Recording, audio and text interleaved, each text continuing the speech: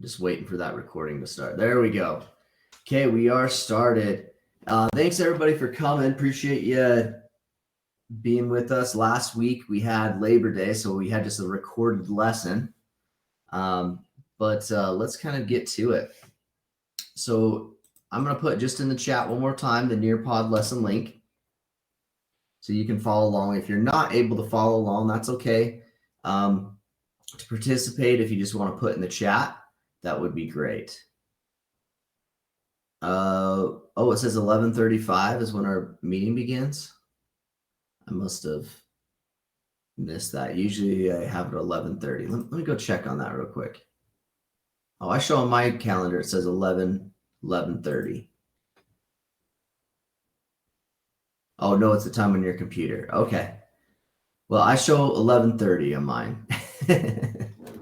I think your computer's 5 minutes off, but maybe that's just so you're on time for everything, right? Okay. All right. Just so you're aware, this lesson is being recorded for learning purposes. As we are going through the course, okay, one, make sure you're following with the Nearpod lesson. Two, make sure you use the chat tool respectfully and appropriately. And then three, respond to questions and instructions the first time. Okay, so what we're going to be doing today, we're going to go over our Unit 4, which talks about migration, okay? And we're going to be talking specifically about what we call push and pull factors. But before I get there, I want to jump into the lesson real quick. So if you missed any of these classes or they were just recorded because of, Labor Day or whatever, I always post them on the announcement page right here, okay? So this is where you can find them right here. No worries. Okay. If you hit plan, you're going to go to, you see where everything's at. So as you can see, every Monday we have a live class and I will go and work or go and put on Friday. We'll go right there. So I said last week's quiz was confusing for you. Okay. I can go over that at the very end of class. How's that? So if you want to stick around, I'll go over last week's stuff.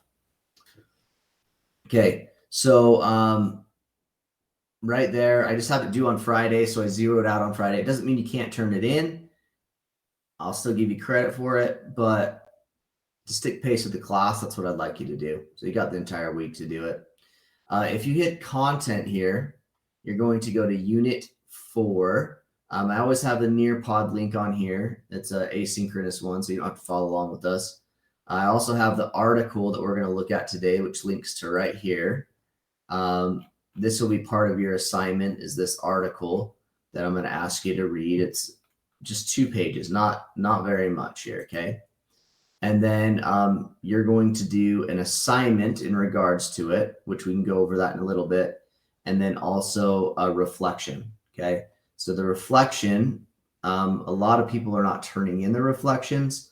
All this is you just write basically 1 paragraph, 3 sentences, something like that, of what you learned about in the unit, okay? And you get points for it. So pretty easy there.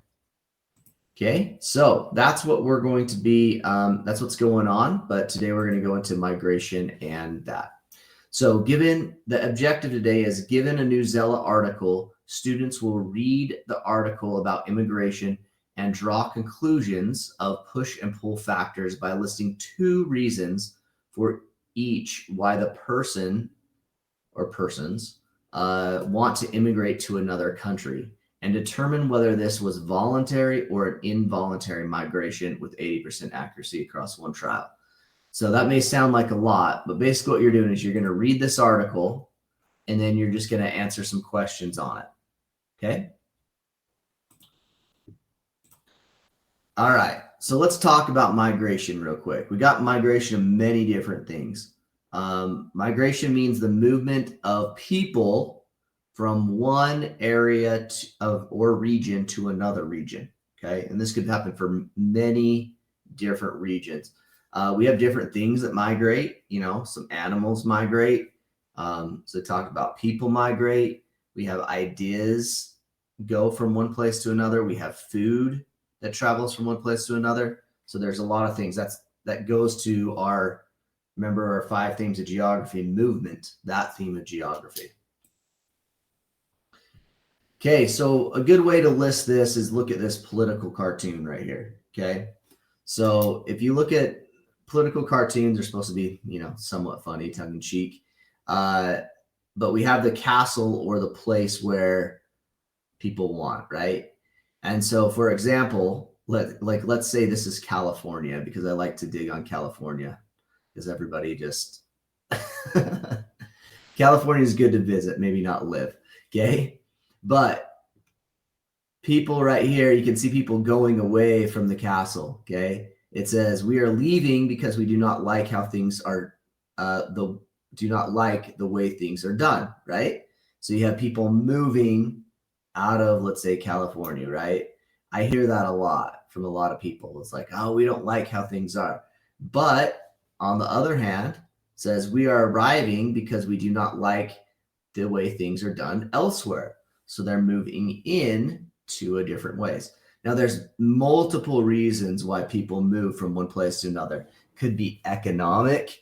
You have a job ability that's better one place than another. It could be persecution, refugees, danger, all that kind of stuff. Okay. All right. So what we're going to do, we're going to watch a quick video that's going to tell about all these different types of migration. So here we go. And the move of people and the spread of ideas, we have to talk about push factors and pull factors. They're kind of what it sounds like. Push factors are things that push people out of an area. They make it so they no longer want to be there anymore, and they want to move to a different location. We could also even look at this for jobs and different things within your community. Something that is going to make you feel unwelcome, well, you're going to probably want to leave then. Push factors are things that are not welcoming. This could be poor economic conditions, a lack of opportunity, war or political oppression, or just oppression from your neighbors or people in the area. These are things that cause us to no longer want to be in a certain location. And because of that, then we decide to leave. So that's a push factor.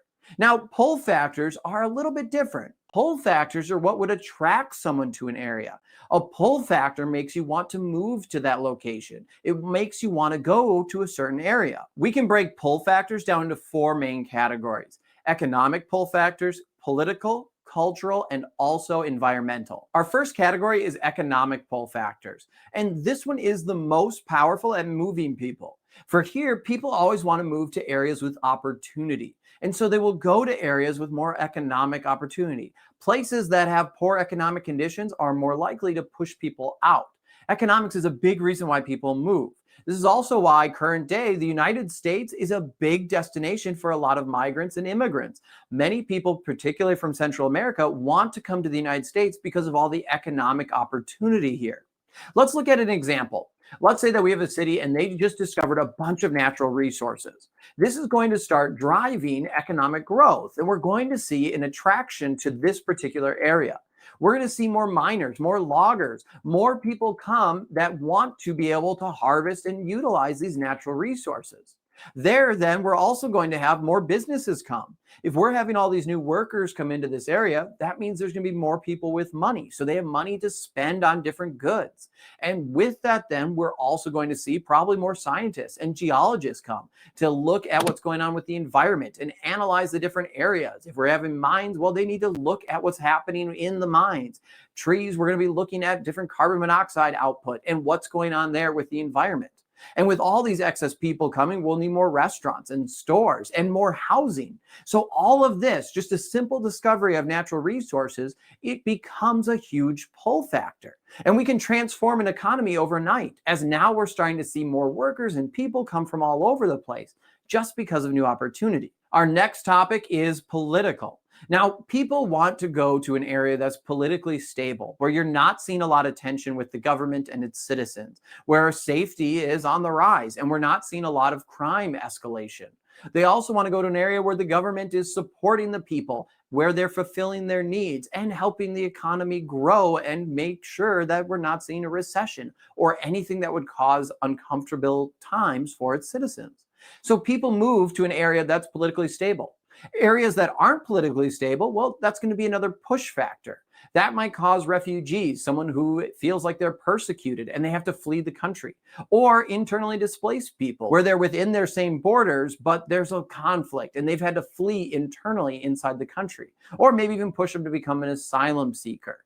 And that is where they're going to be going to another country in hopes of getting recognized as a refugee and gain that status. But a political motivation here is stability. People want to move to an area that's stable. The next category is cultural. Now, this is going to be different for each person because everyone has a different culture and a different view on life. Some people want to move to a big cities where they're going to have more diversity, both with their economic opportunities, but also in just the citizens who are living in that area. They'll start to be able to experience a faster paced life, and they might at the same time also have some higher crime rates and more traffic issues. Some people like the suburbs where you can have a yard, a front and a back. You'll have a bigger house. You'll have a lower crime rate, better schools, and you'll have maybe a more homogeneous area. So diversity goes down. Or some people want more of the rural lifestyle where they're in a small town and you have that family feel and you know everyone in the area and you're able to kind of pick and choose your community. Everyone has different cultural things that will pull them to a certain area. So culture can be a big aspect of it, particularly when people are having families. We see a lot of people start to move into the suburbs or in smaller communities when they have families because they want to make sure they're in a safe area. So this is a big pull factor for people. Our last category is the environment. People are attracted to environments that promote not only a happy life and a successful economy and a stable society, but ones that they feel comfortable with. Remember back to my video on the 4 twos, the too hot, too cold, too wet, and too high. Those are areas people don't want to be. I should definitely know some of this. I live in Minnesota where it is very cold in the winter. A lot of people don't want to live up here because of the coldness. They want to go to a warmer area. Now, there's other barriers that impact migration, such as mountains or government laws, restrictions, and also even just money. It's expensive to move. At the same time, though, what we've seen over time is it's become easier and easier to migrate and move. With communication and transportation improving, barriers we used to have are no longer there. That's also why we're seeing an increase of people moving, particularly to different countries that they see as more opportunity that is going to be available to them, where they can get a better life. And then we see now less of the physical restrictions, but more of a governmental stance. Governments now are passing laws and putting up barriers to try and prevent migration of people. All right, we ended it there. So hopefully that kind of, I think we took the environmental as its own category. Yep. So somebody said they want to move just because of the weather. That would be environmental, right? Too hot, too cold, that kind of stuff. All right. So let's just kind of do a little pre-test here real quick. And if you're just on the chat, you can just put A or B on the chat. So if we're moving to another area because of employment opportunity, is this a push factor or a pull factor? What do you think that would that be? Okay, a lot of you guys on the chat there. And hopefully you're there. Yeah, you're saying pull factor. That's correct, right? Because something's pulling you towards a place. Okay, let's go to the next question. Leaving a location because the area is now unsafe is called a what factor? Good, a push factor, because something's pushing you away from that circumstance, right? So think about the Ukraine conflict, right? A lot of people are pushed out and the migration is happening because of the unsafety of the situation. Okay, so this is something to talk about, Maslow's hierarchy of needs. You may have seen this before, but you have basic needs that need to be met.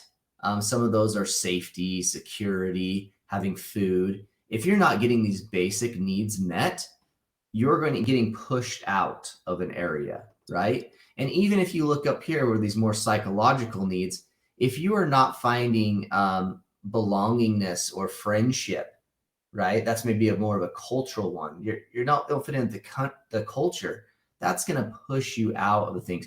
You want to be in a place where you feel comfortable and your well-beings and your needs are met. Okay. So that's our push factors, right? And big bad wolf's chasing you away, right? So in this area, migration for these individuals down here is probably fairly high, because it looks like barely their needs are being met. You know, look at clothing, cleanliness. It's pretty sad. The next one is pull factors. So if these people are being pushed out, okay, somebody said they live in a push situation, okay, yeah, if you're living in a push situation, you're going to be migrating, moving out of a place, right? But when you're looking for something else, you're going to look for a place that maybe is warmer, right? Like, for example, winters, I'm thinking about migrating somewhere else, right? I like the summer, fall, and spring, but winters in Utah can get a little intense, right? You might want to look for something that has more freedom, right? You're not restricted on things.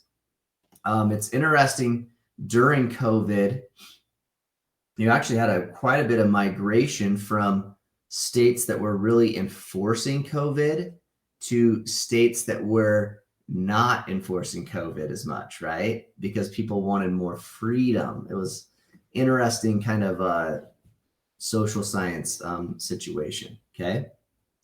So somebody said they're going to be moving to Oregon soon. Okay, I like Oregon. It's a good place. And so, or you got financial benefits that are coming, okay? So you got all of those kind of things. So let's start here. So push and pull factors.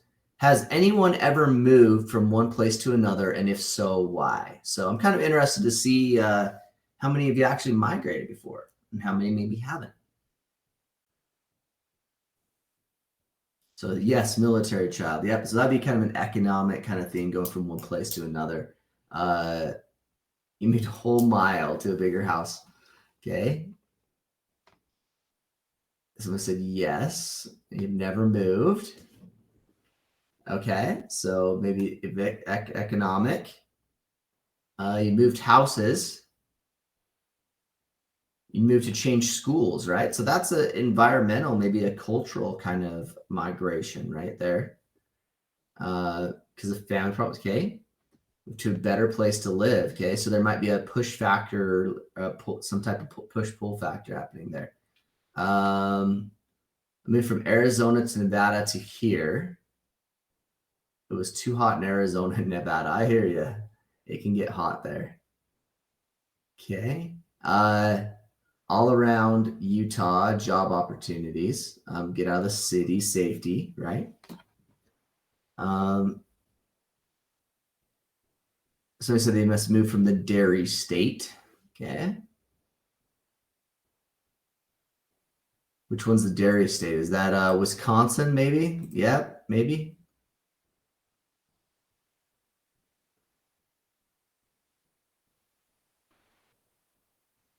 No, someone Arizona. Okay. 115 degrees. Yeah, it's hot in some place. Sometimes too hot, sometimes too cold, right? It just kind of depends.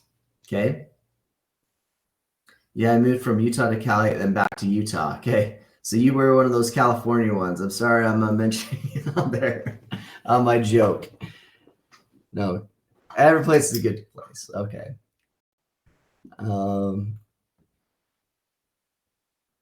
Time I moved, I've always moved farther up. Okay. Place new house. I want to move to California. Okay. California, Montana. All right. So yeah, see there's migrations with certain areas, certain people, that kind of stuff. Okay. Now there are things called voluntary and involuntary migration. Okay. So a migration is a permanent movement of people from one place to another. Okay. A voluntary is the migration is where the migrant or whoever's migrating has a choice on whether to migrate or not, right? So you have the freedom to be able to do it. You are able to do it. You're safe there. If you're not safe or those things, it is an involuntary, okay? The other kind of migration is a forced migration. In forced migration, a government or authority forces someone to move. So like the people out of Ukraine, or let's say you're in harm's way, or the culture is going to end you up joining something that you don't want to. There's drugs related, that kind of stuff. So that would be involuntary, okay? So voluntary versus involuntary migration. So let's do this little scenario thing here. So what you're going to do is you're just going to drag these to whichever one it goes, right? So I'll just read it, and then you guys can do it on the thing. And after you're done, you can put done. It says, let's say you are living in Sudan, Africa, and a war breaks out. It is unsafe for you to live there. This would be considered a what? Voluntary or involuntary? Okay, hopefully you're getting that right. Okay. You end up migrating to New York City, USA. After a few years, you find a higher paying job in Miami, Florida. This would be considered a voluntary. Okay. So hopefully you can distinguish the two on there. Okay, so this is going to be your assignment. Okay. Your assignment is, if you go to here real quick, you can find the article right here. I don't know why that's doing that. It's going to make me log in. Hold on. Or it's thinking about it. Okay. You can find the article right here, but I'll post it in the chat because some people have issues finding it. But this is an article about a person from El Salvador, Vladdy, a teenager, and his migration and what he's done, okay? And so what you do is you read the article, okay? And you get points for just reading the article. You got to put yes on there, okay? The next one is list 2 push-pull factors of why the person is migrating, okay? So there's usually more than one reason. There's not always one reason why people migrate. There's a couple of reasons, okay? And the other one is, so 2 push factors, 2 pull factors you can think of, and then answer whether the article was a voluntary or involuntary migration of what you feel, okay? If you're moving for a reason you can't control, it's involuntary. Yeah, that's true. So I guess if your family's moving, it's kind of involuntary for you guys unless you're old enough to move out on your own, right? So that's what that would be. So that is our assignment for today. So make sure you get on there. Once again, you go to content right now, migration number 4.